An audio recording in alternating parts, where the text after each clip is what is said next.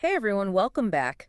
We're diving into a concept today that really grabbed my attention, and it's all about recognizing your true worth. Yeah, a good one. We're using In the Wrong Hands as our guide for this deep dive. Mm-hmm. And it all starts with this super vivid analogy about a flawless diamond. Oh, yeah. That's a great way to kick things off because we all know a diamond is inherently valuable, right? Hmm.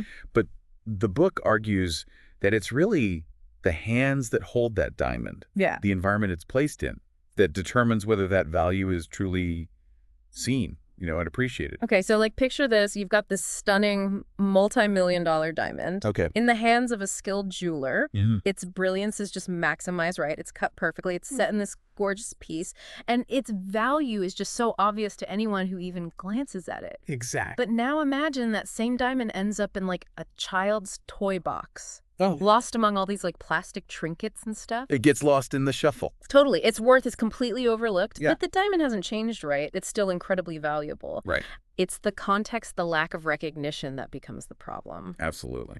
And that's where this gets really interesting for all of us listening, because the book connects that diamond analogy to our own potential. Oh, yeah.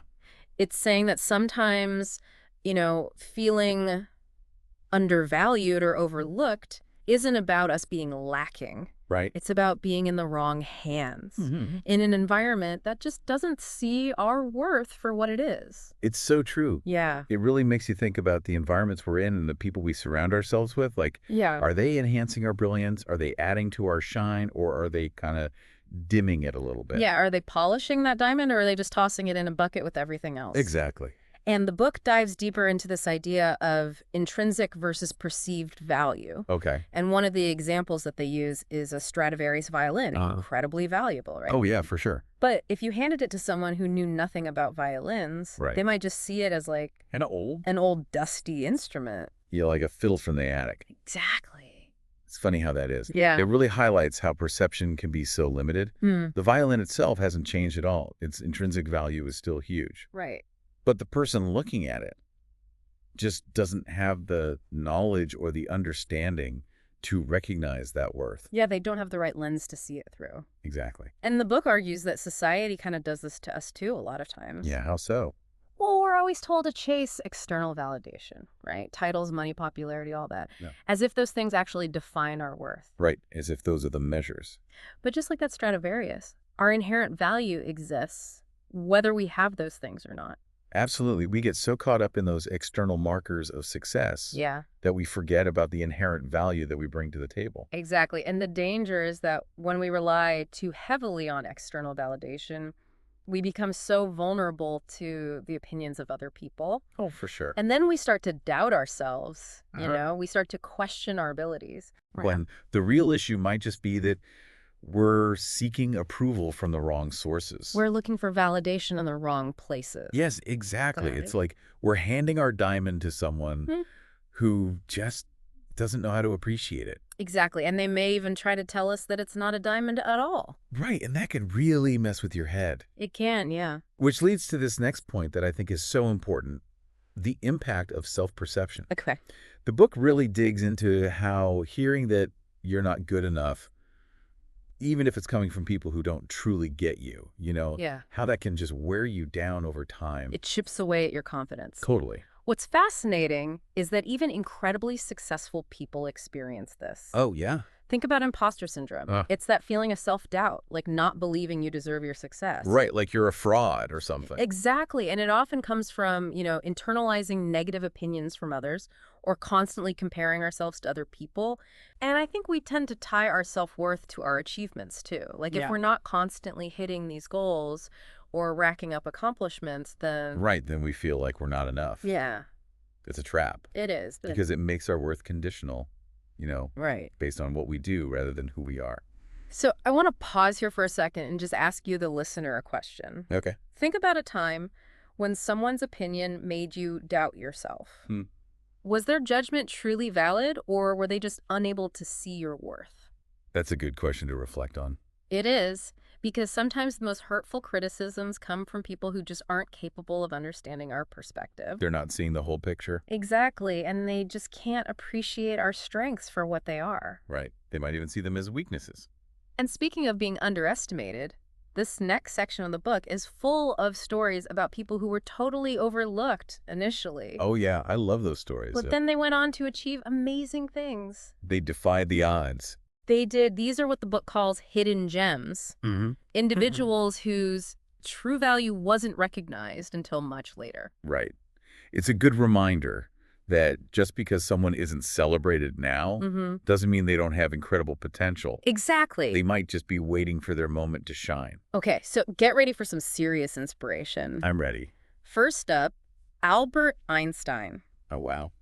As a child, he was labeled a slow learner and was even expelled from school. You're kidding? Nope, it's true. That's wild. I mean, the very person who, like, revolutionized our understanding of physics Why? was deemed unfit for traditional education. It's mind-blowing. It really shows you how limited those systems can be. And then there's Oprah Winfrey. Early in her career, she was actually fired from a news anchor job Oh. and told she wasn't fit for television. Are you serious? Yep. And yet she went on to become a global media icon, Right. proving those early critics so wrong. Totally. It's amazing how those setbacks can fuel even greater determination. It's like they light a fire under you.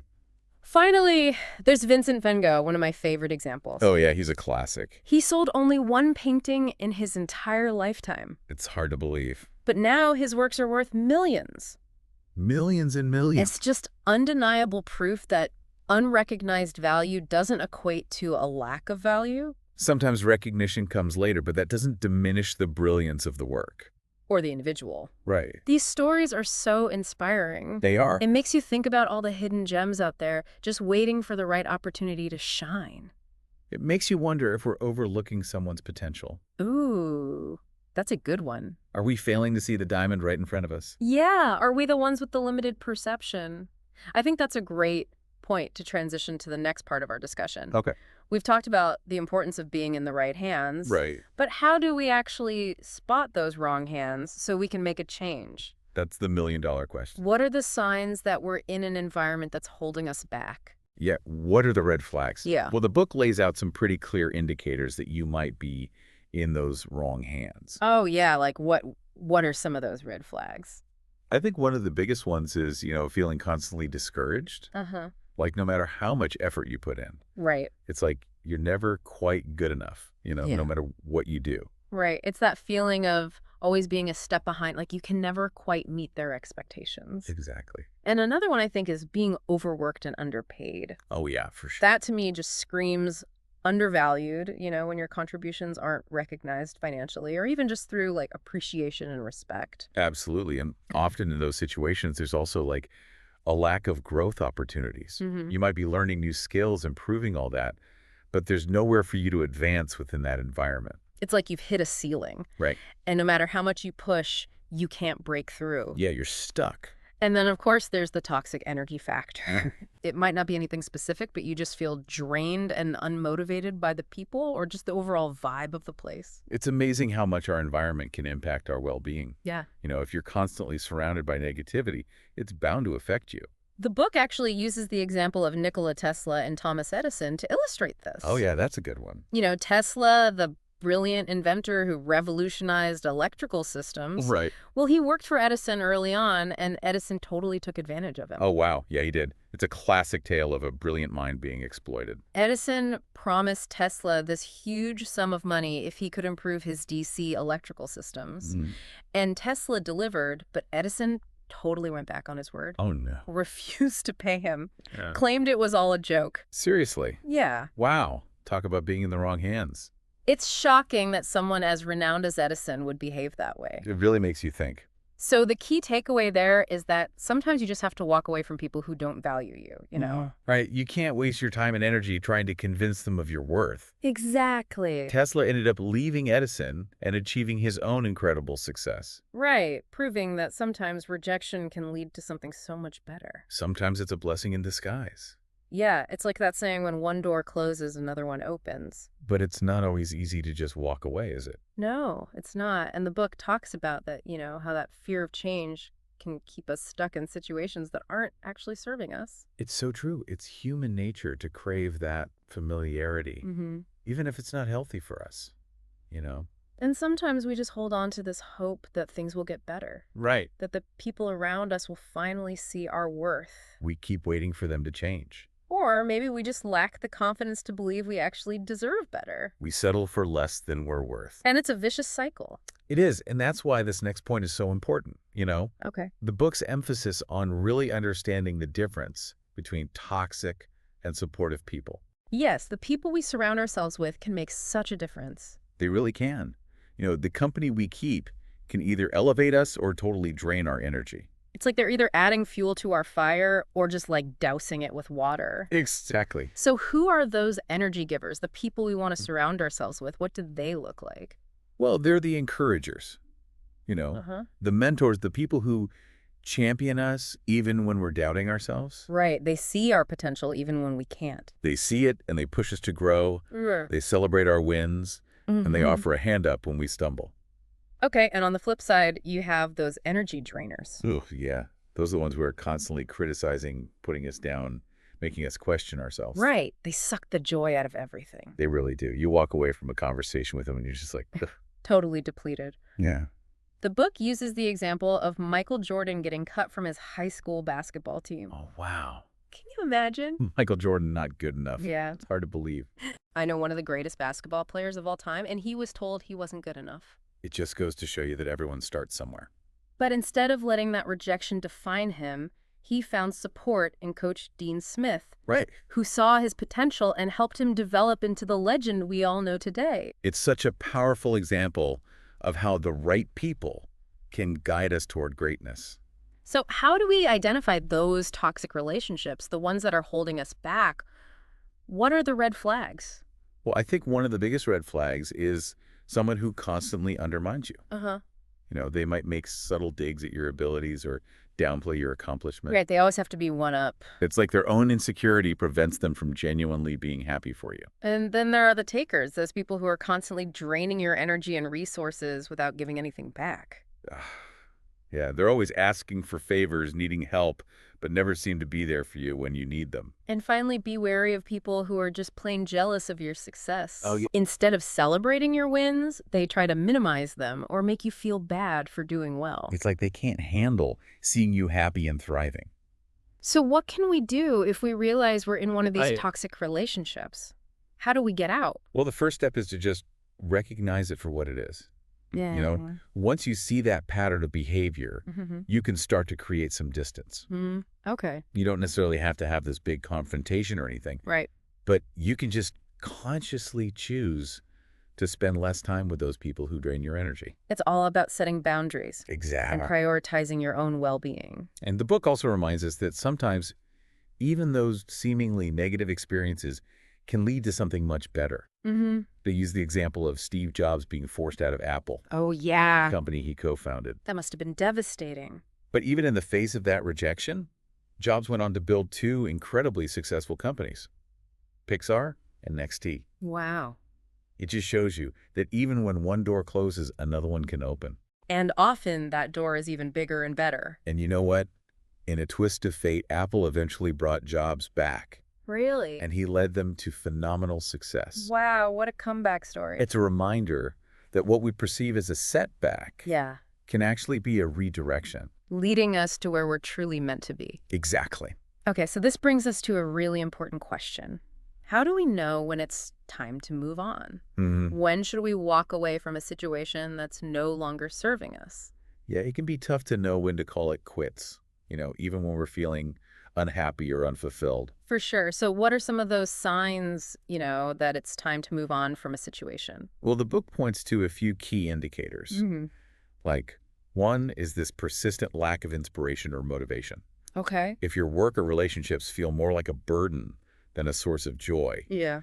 that's a sign that something needs to change. It's like you're just going through the motions, Right. not really caring anymore. And the book also talks about feeling like your growth is being stifled. Like maybe you've outgrown your current situation, Mm-hmm.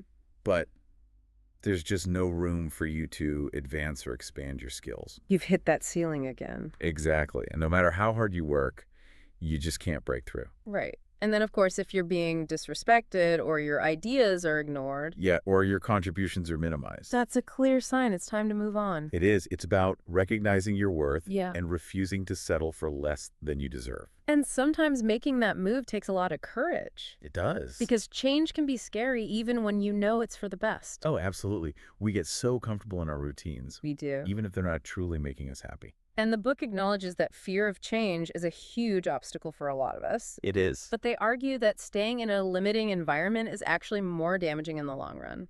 It's like choosing to stay in this tiny little pot when you have the potential to grow into this huge oak tree. Wow. Yeah, you're right. You're limiting your own growth and potential. So how do we overcome that fear and actually make a change? Well, the book suggests asking yourself, what is the cost of staying where I am? Okay. What am I giving up by choosing comfort over growth? That's a good question to ask. It's about weighing those risks and rewards. Yeah. And recognizing that sometimes discomfort is necessary for growth. It's like that quote, growth begins at the end of your comfort zone. Exactly. But it's not just about leaving a bad situation, right? It's also about actively seeking out those right hands, the environments where we can truly thrive.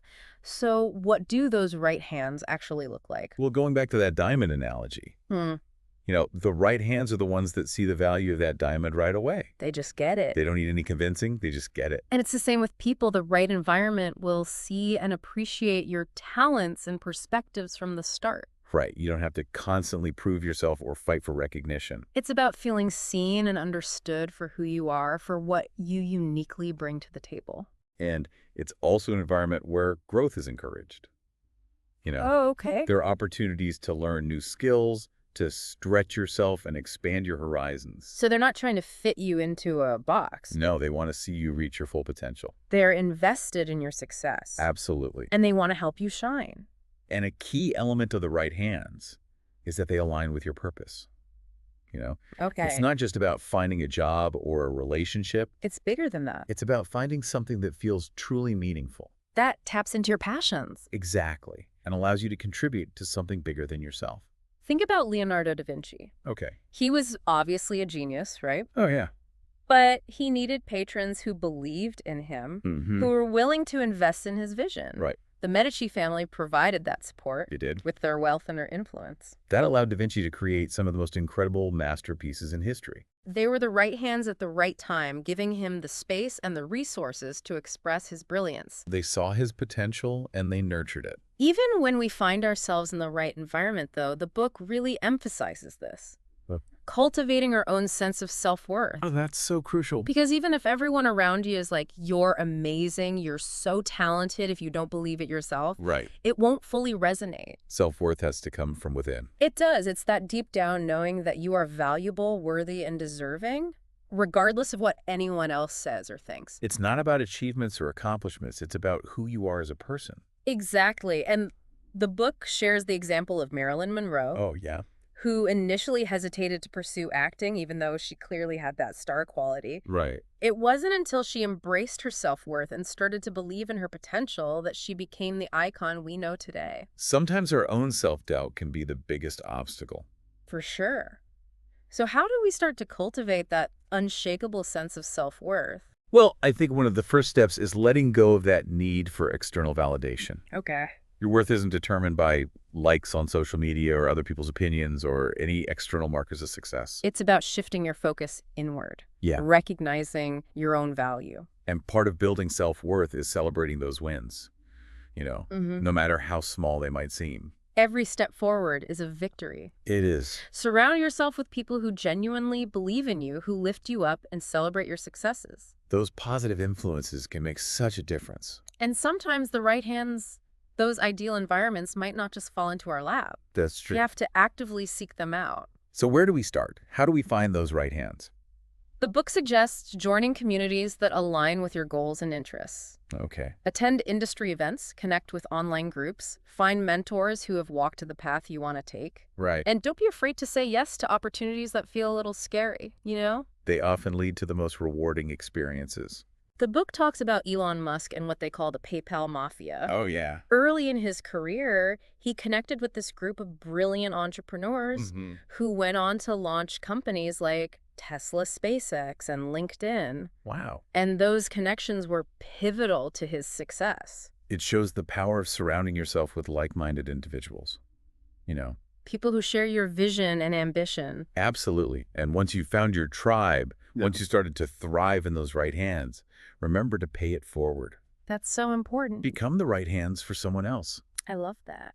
Recognizing someone else's potential and offering your support can have this ripple effect. It can. You could be the catalyst that helps someone else unlock their own brilliance. It's about creating a cycle of support and empowerment. Exactly. A Yeah. whole network of right hands lifting each other up. The book uses the example of Bill Gates and Warren Buffett. Oh, yeah, that's a great one. Buffett was a mentor to Gates early on, Right. and Gates, in turn, has become a mentor to countless other entrepreneurs. It's a beautiful legacy of shared wisdom and support.